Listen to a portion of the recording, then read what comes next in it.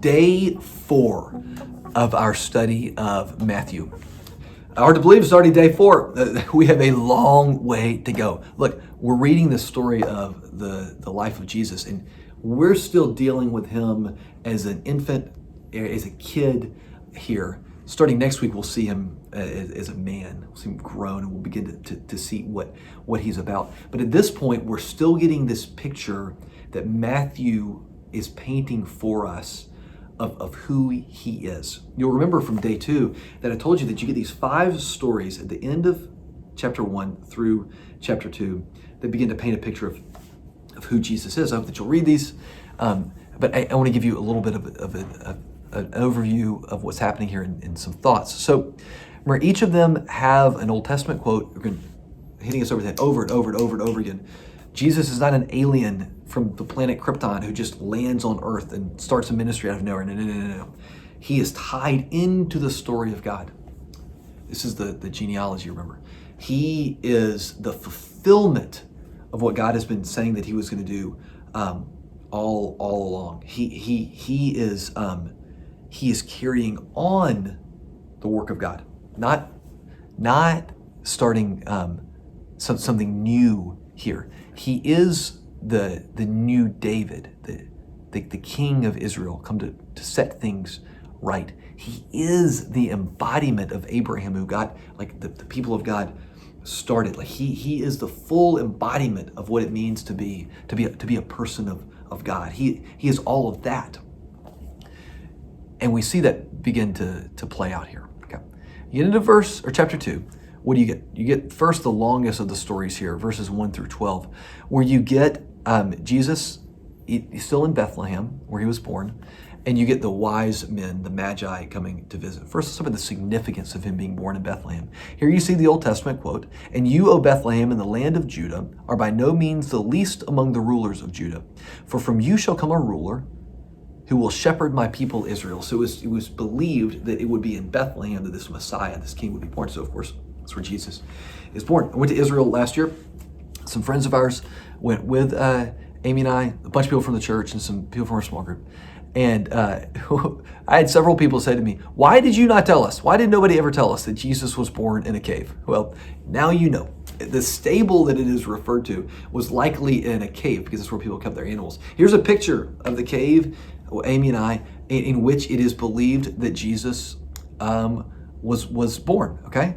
So again, like we talked about yesterday, in the real world here, you can put your hands on the walls of that cave. You can imagine the birth pangs echoing off that cave, and whether that's the actual one or it was one next door, this really happened. I mean, you can question, again, the resurrection, and we'll get to all of that and all those things, but this kid was really born in a cave like this to a woman named Mary who was married to a guy named Joseph, okay? And it's in Bethlehem. It's in the city where they believed that the king would be born.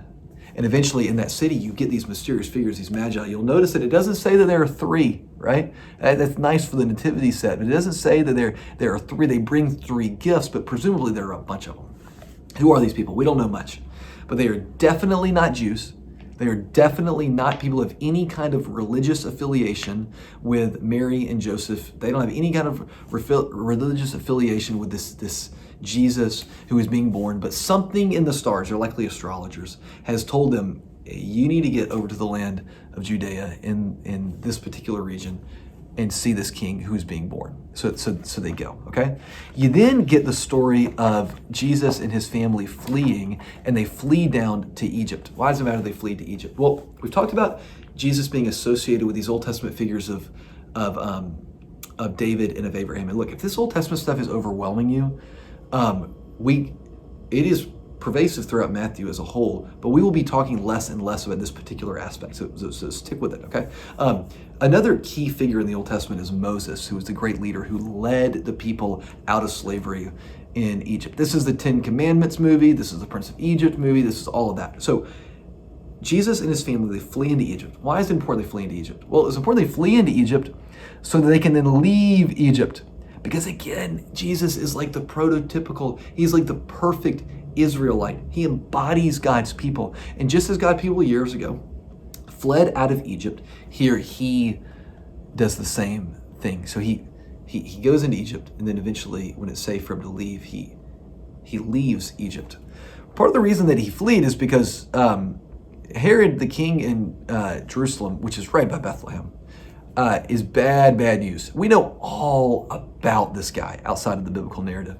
And the fact that he killed babies trying to kill Jesus is totally fitting with this guy's character. Okay, this is a bad dude. You can read about him. You can also, next time we go to Israel, go with us, and we will talk all about this guy. So again, you get that story. You get his link into the Old Testament. And then the last thing that you get, 19 through the end of the chapter, is you get Jesus and his family going up into Galilee. We're talking all about the significance of Galilee. Next week, I'll show you some pictures of it also. So you get them going up into Galilee. Here is the picture that I want to paint for you here, rather than digging into one particular passage. Look at what is happening here.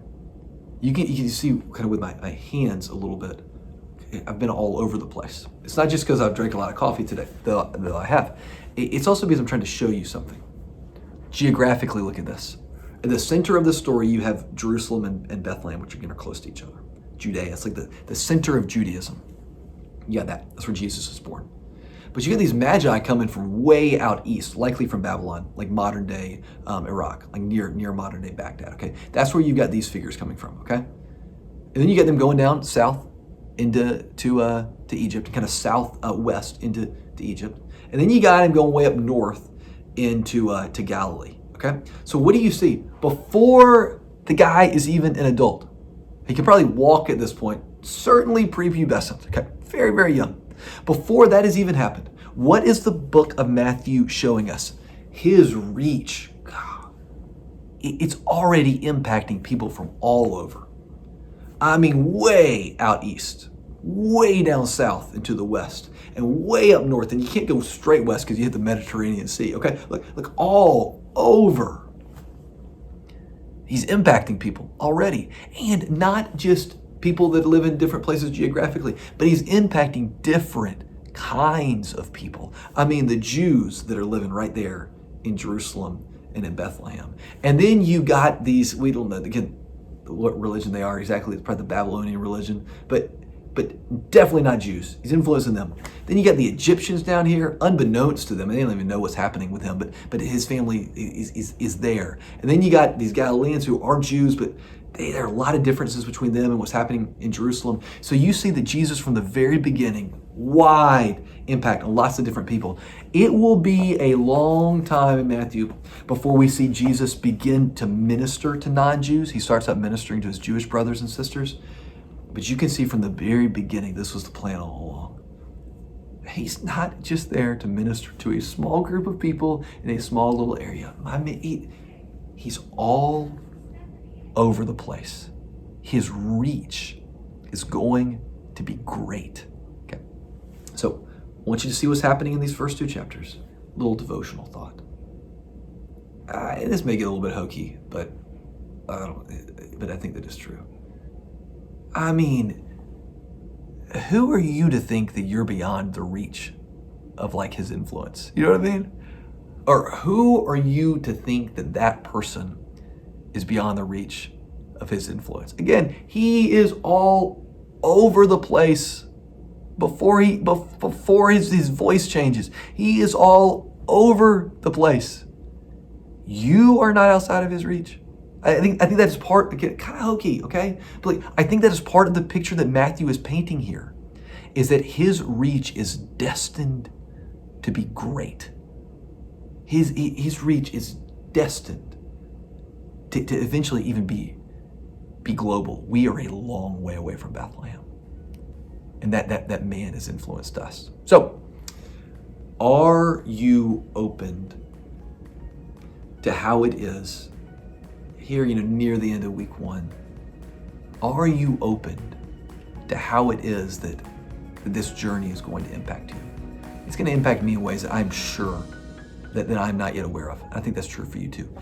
God bless you, friends. Next week, we're going to be reading chapters 3 and 4. And I'll see you on Monday with another one of these then, and we'll have something special for you tomorrow on Friday also. God bless you.